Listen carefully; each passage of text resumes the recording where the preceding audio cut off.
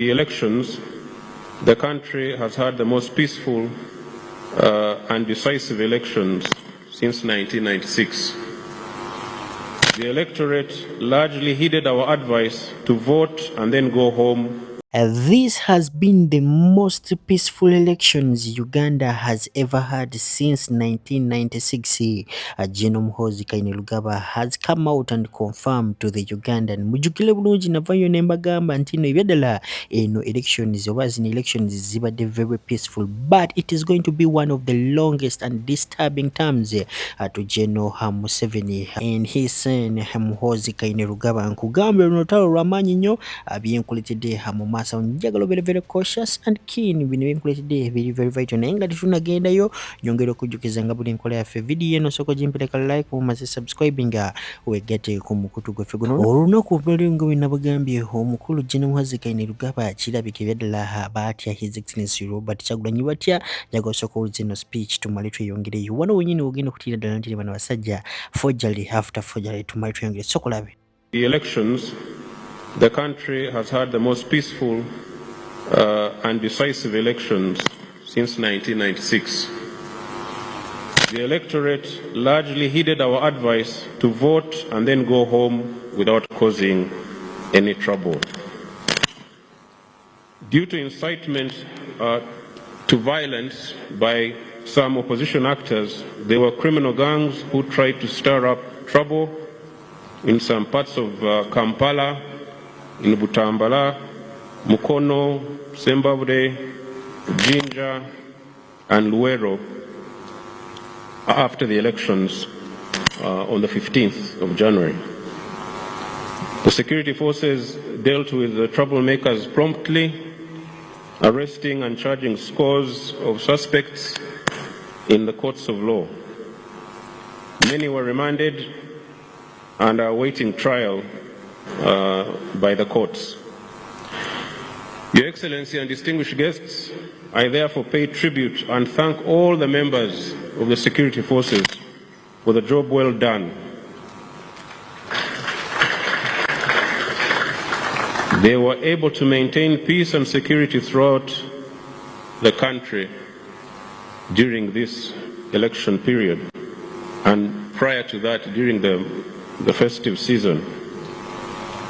The UPDF, the Uganda Police Force, the Uganda Prison Services, the intelligence services all deserve our appreciation and applause. There were credible threats of misguided political actors who wanted to instigate violence in the elections, but the threats have all been contained and overcome. We thank the people of Uganda for working closely with the security forces to keep the country peaceful and secure throughout this period. The country is peaceful and will continue working to keep it that way now and in the future.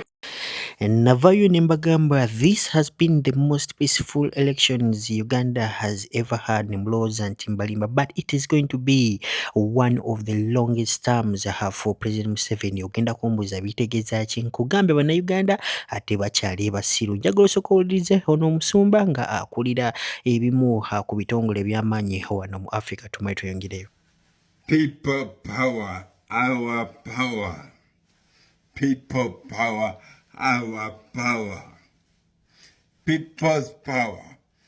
Article 1 of the Constitution, 1995, promulgated, states that power belongs to the people.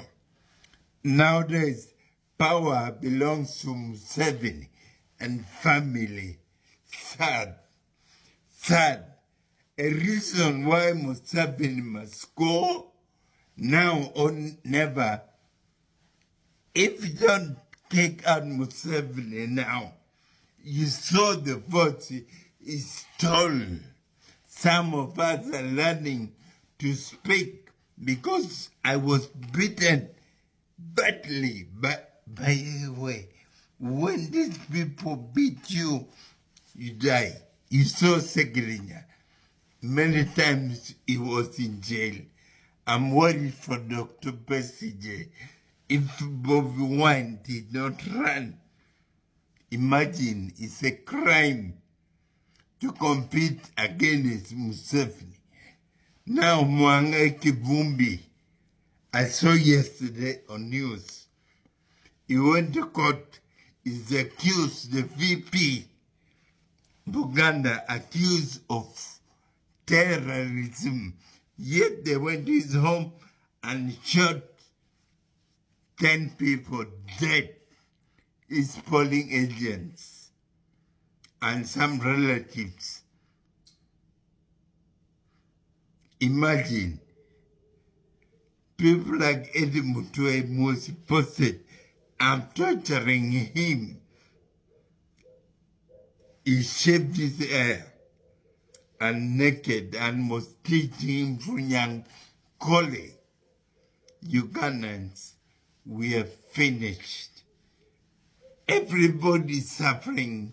Western, Eastern, Central, Northern, we are suffering. But you don't see as if we are stupid. We'll be selected as the most stupid people. Imagine your own money. Our GDP is about $45 billion. Very minuscule. Kenya is $100+ billion. But in Uganda, even the less GDP, we still over 10 trillion yearly. America sent over $1 billion to Uganda for security. Ugandans wake up. Actually, the North is now giving all their votes to Museveni because they're poor. That's their own money. Now they go back and steal again. I'm worried for Baganda. These guys are going to kill, they're going to arrest and do all the hopeless thing. Museveni nonsense must end, Ugandans. Let me stop here. Ndowooza muwulidde message y'omusumba ebadde very crucial era kukitegeera oba okugitegeera obadde olina okubeera nga oli extraordinary. Wano wennyini wenjagala nkuleetere ate ebyatuuse ku baboda abaavaayo ne balonda Hamisa Hakabanda ono nga ye MP owa Kampala gwe baalangirira. Sigenda gamba gwe baalonda kubanga sirina obukakafu ate ye Louis Lubonga yagamba kino yawangula ate buli omu gwe yalamanyi nti no yakola ki yawangula. So kola biki ebyatuuseewo tumaye tweyongere. Alright, gansanze leeti mbitegadde leeti eno ssanyu byereere ababodaboda n'abataxi n'abatembeeyi gamba nti alo onategera bulungi tekyali bino bya kisiru wambwe bambi mutuyambe mutusimbire koleza muntu oyo gasi atali buli kye bakola kituufu nge siraba omuntu yenna yeefuulaga eno simba ekkuli mbo abaneefe tulwanirira fe abalwanirira bammwe bazze saagala okulaba yadde alwanirira omuntu yenna musamba mwe temusumbuwa muzeeyi muleke muzeeyi afuge kintu kye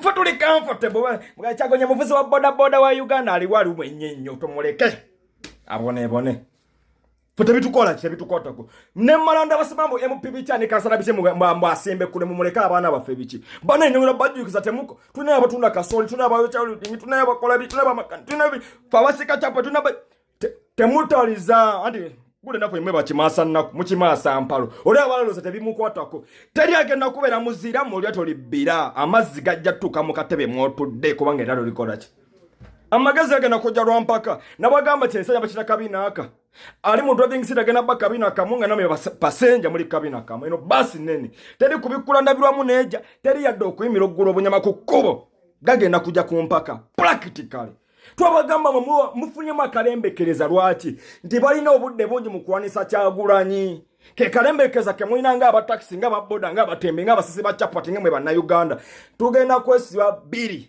otherwise dereva mukowo mumumanyi aludde nga avuga ate ebinnya mubirawa ku kkubo teryagula mbave nako mmwe alright kati gwe abitegedde gamba nti honorable asadaman Magere. Wakuganya nabo bagala kukola mu kooti. Tekina tabu amurebe. Era nsaba bagende mu kooti. Kuba mmanyi nti nawangula mwalaali, nsaba bagende mu kooti, nsaba nnyo bagende mu kooti. Era tubasalire nga banamalako. Tebajja kumalako. Kuba bye balopa tebabimanyi. Tubabitigira. Soze nsaba bagume bugumi twawangula. Ngene President Museveni bwe yawangula. Bagende mu kooti. Njagala bagende mu kooti. Ate wawangulira waggulu. Namuwanguza obuluka sana. So n'olwekyo talina kitundu kyakwata. Talina kyakwata. Omu n'omudaala gumu. Buli muntu n'omudaala. Tugenda ne balandlords tubajje mu butale. Bw'olaba nga olina obukakafuta nalina emidaala 10 mutuloopere tujja kumugjamu. Ebyo ebizibu bye tulina nabyo mu ofiisi nga tuwandiikira abantu emidaala bagitwale egirimu abantu 10 oba oli ajja nti nze ndi landlord nsoloza emitwalo 10 bajje baloope ku minisitule ya genda basobole okulaba nga babajja.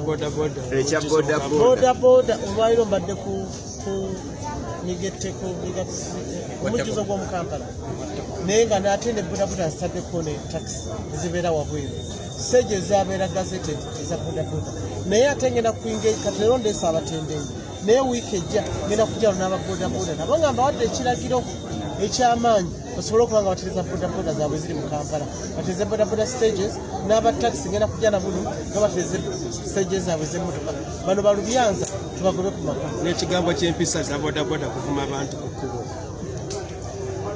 Tewali muntu asobola kuyigiza muntu mpisa alina kweyigiza yekka empisa kubanga empisa zibeera buzaale olaba abatuvuma ne bitubana byafuze twevuma netukola kya ziba mpisa mbi za muntu nze sisobola kwenkalejinga muntu kuvuma bodaboda bateekeddwa okuba nga bakwasibwa empisa era abakulembeza bodaboda ebyo balina okusomesa abantu baabwe babeere mu Kampala nga buli mwaga nti bano be babodaboda bano be bano. Hajati nawulirako nti ebisale bya bodaboda ku stages ez'enjawulo ze mwagazetinga bya njawulo nti nakawa ssente bwe ziti wali eri ekyo kimanyi ekya stages okujja kuba bantu ssente stages twazigamba ziri free bakyama ne bakwata amateeka ne babajjako ssente naye nga sikiri mu KCC oba tekiri minisitule ya Kampala. Tuyinza kunaye kulira kalunye epulide